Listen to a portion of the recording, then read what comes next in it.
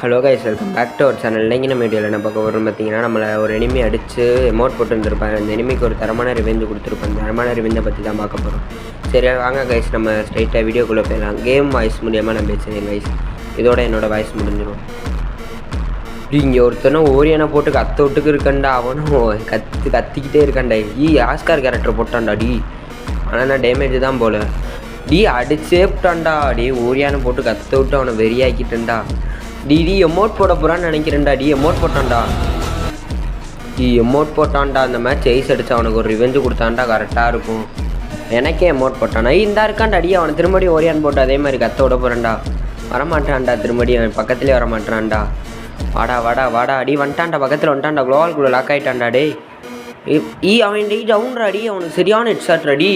அவனுக்கு தரமான amount போட்டுக்கிருக்கான்டா D. என்னைய வந்து பாராடி. அவனுக்கு மனமான அடி. இங்கே வர அவன் ரிவே ஆகுறியா? அவனை முதல் கில்லை கிளியர் பண்ணிடுவோம். இன்னும் 3 பேர் தான் இருக்காங்க. அவன் அடித்தா ஒரு எய்ஸு. ஒருத்தவனை வர ஏன்டா டவுன் பண்ண? நான் தான் எய்ஸ் அடிச்சுக்கிறேன்டே இல்லைடா. டேய் ஏன்டா? நல்ல வேலைக்கு அவன் ரிவே பண்ணிட்டான்டா. அடிச்சிடாதீங்க. செத்தே போயிட்டீங்களா? ஒத்தாள் தான். நான் 1v3 பண்ணணுமா? நாங்கடா செத்துட்டீங்க விட்டுட்டு. சரி நான் மன்னிக்கிறேன் 1v3. இங்கே ஒருத்தி இருக்கா பாரு. பொம்பளை லேடிஸ் லேடிஸும் டவுன் ஆகிட்டாடா டி. நானாடா விளாட்றது? என்னடா இப்படி கேம் பிளே கொடுக்குறேன். இன்னொரு லேடிஸ்டா டி. லேடிஸ்